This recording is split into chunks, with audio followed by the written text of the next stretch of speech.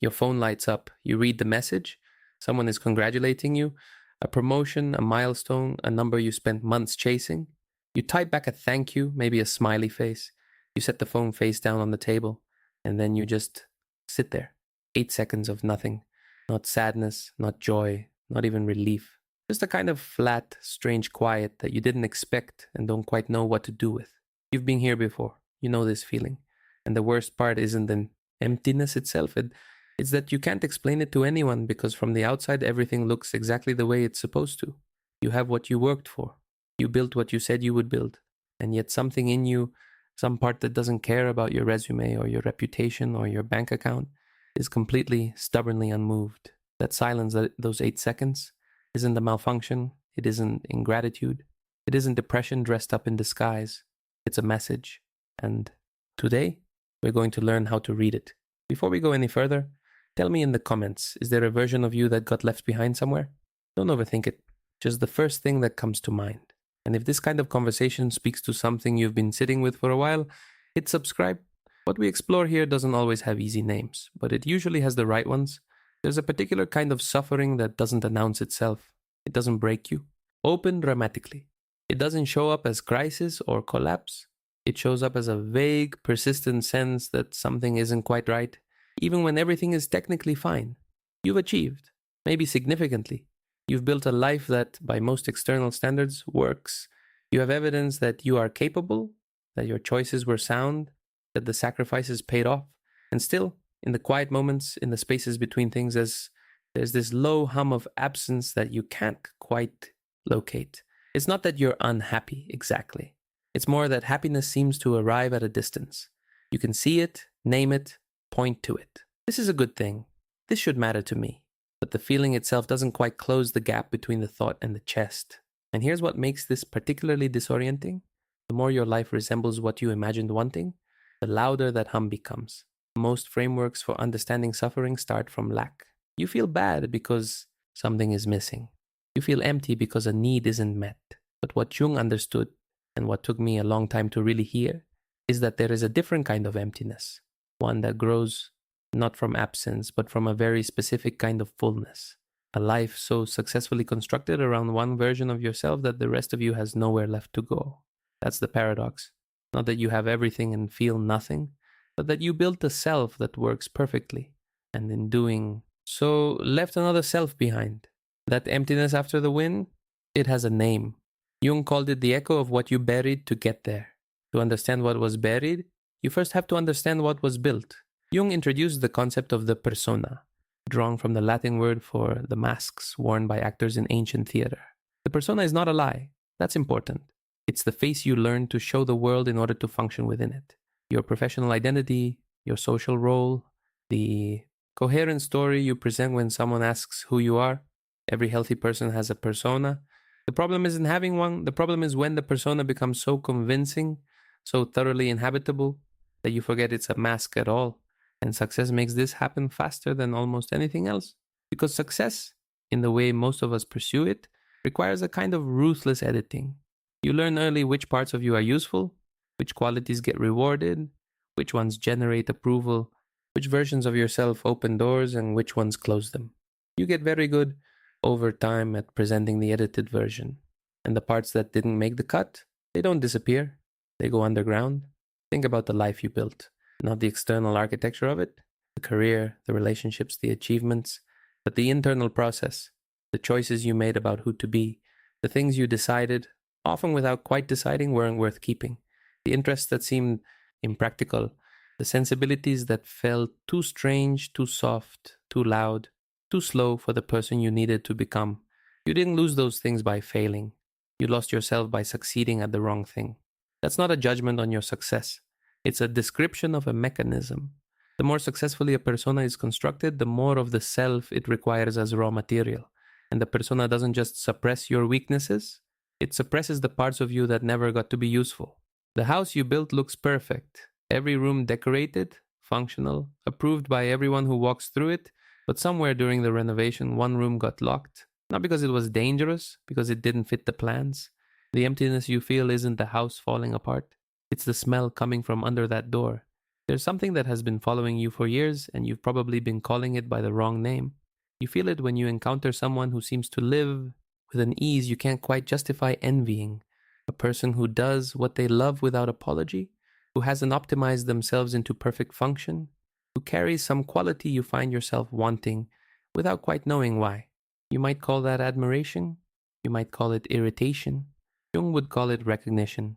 But you're seeing in them that quality, that ease, that particular way of being isn't theirs alone. It's yours, or rather, it's a version of you that you separated from long enough ago that you stopped recognizing it as yours. This is what Jung meant by the golden shadow.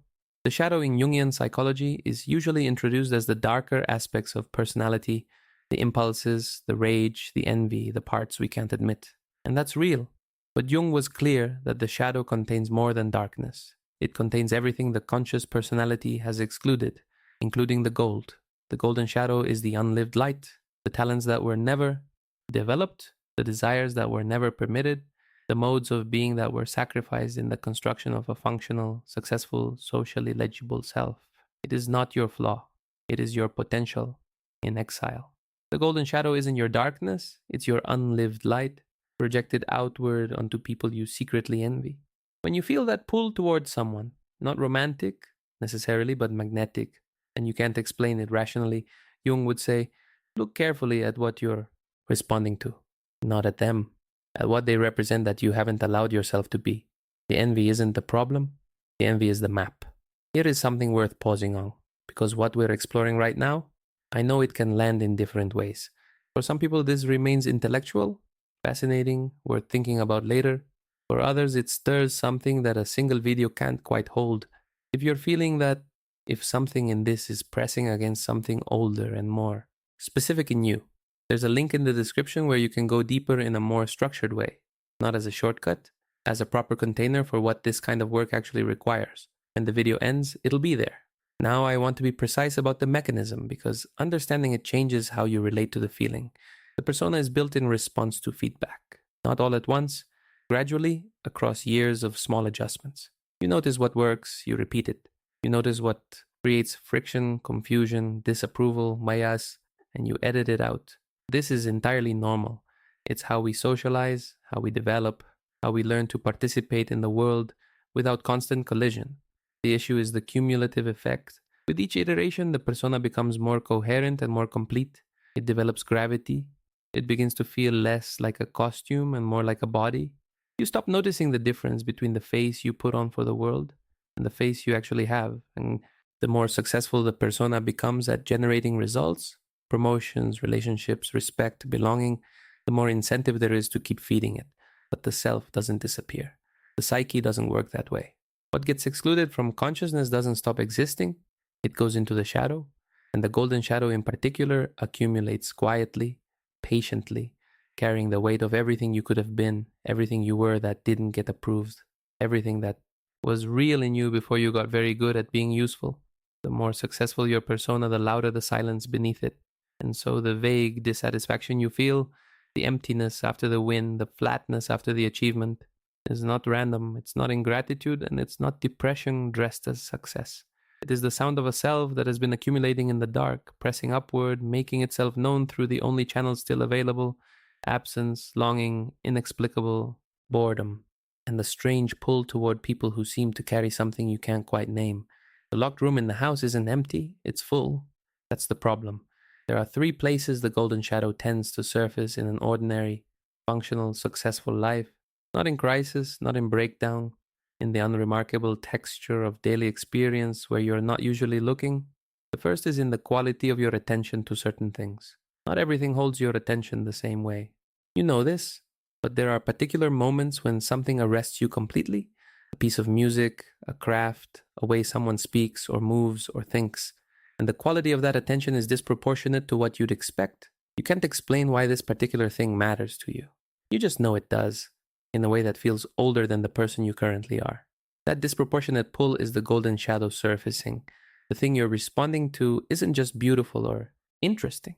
It's close to something in you that hasn't had permission to be present in a long time.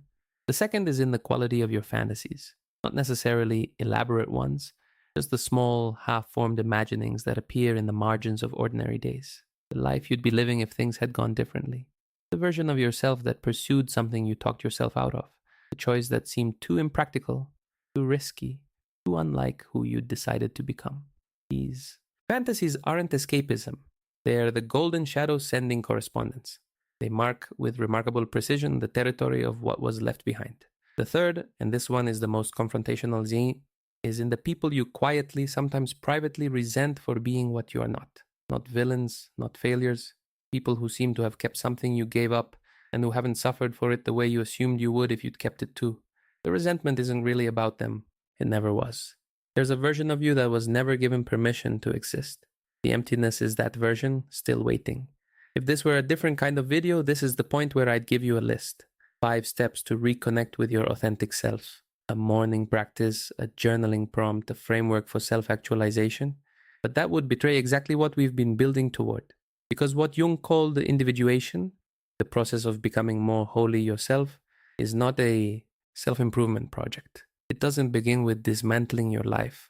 It doesn't require you to abandon what you've built, abandon the persona, start over with different values. The persona, remember, is not your enemy. It was necessary. In many ways, it still is. Individuation is something more precise. It's the gradual reintegration of what was separated. Not a revolution, a return. Think about the locked room. Individuation doesn't require demolishing the house. It requires, eventually, opening that door. Not to let the locked room take over, but to let it breathe. To stop pretending it isn't there. To let what was in there have some relationship, however small at first, with the rest of the space. In practice, this means paying attention to the places I described, the disproportionate pull, the recurring fantasy, the quiet resentment, not as problems to manage, but as data, as the self's ongoing correspondence about what's been missing. It means finding, even in small doses, room for the version of you that didn't make it into the approved plans. Not because you owe it to some abstract notion of authenticity, but because the alternative is exactly what you're already feeling. The persistent, inexplicable sense that you are present at your own life without quite being in it. It means tolerating a particular kind of discomfort. The discomfort of wanting something that doesn't fit cleanly into the story you've told about who you are. The persona will resist this. It's designed to maintain coherence. Every impulse toward the unlived self will feel at first like a threat to the structure. That resistance is not evidence that you're wrong. It's evidence that the work is real. Individuation isn't linear. It's not a transformation you complete. It's a relationship you enter between the self you've become and the self you left behind. That over time makes the whole of you more livable. The house doesn't have to be rebuilt. One door unlocked. That's where it starts. Jung didn't offer prescriptions. He offered questions. And of all the questions I've come back to in my own work with these ideas, one has stayed closest. Not, who do you want to become? That's the persona's question. That's still the language of construction, of performance, of the approved self. The question Jung would ask is quieter and harder. What was true about you before you learned what was useful? Before the career path clarified? Before you understood which version of yourself generated the most approval? Before you got very good at being the person the situation required? What was simply, unreservedly, recognizably you? You don't have to answer that right now. In fact, I'd encourage you not to answer it quickly. This isn't a question for a list or a 5-minute reflection exercise. It's a question you carry. You let it work on you. You notice what it surfaces over the next few days in your attention, in your fantasies, in the quality of your irritation towards certain people. The answer won't come as a revelation. It'll come as a recognition. Quiet, specific, slightly uncomfortable, like remembering something you didn't know you'd forgotten. That recognition is the beginning of individuation. Not the dramatic part, the beginning. The moment when the locked room and the rest of the house finally start to be in the same conversation. I want to ask you something specific. What's one thing you gave up? Not because you had to, but because it didn't fit the life you were building? Write it down, even if just for yourself. And if this video opens something that you want to carry further, more carefully, more structurally, the link in the description is still there. Everything explored here has deeper layers. There's a way to go into them that isn't just watching more videos. Subscribe if you want to keep going. This channel exists for exactly the kind of person who stayed until here. Go back to the beginning. The phone. On the table. The congratulations message. The emoji you typed. The 8 seconds of nothing. You've watched this whole video now. Read that scene again from the inside. What seemed like emptiness was a signal, not a malfunction, not ingratitude, not evidence of something broken in you. The self, the unedited, accumulated, still present version of you that didn't fully make it into the approved construction, was doing what it always does when the noise quiets down for a moment. It was knocking. 8 seconds of silence after a moment of validation is not nothing. It's the only time sometimes that the thing in the locked room gets to make a sound. You heard it then, you just didn't have words for it yet. Now you might.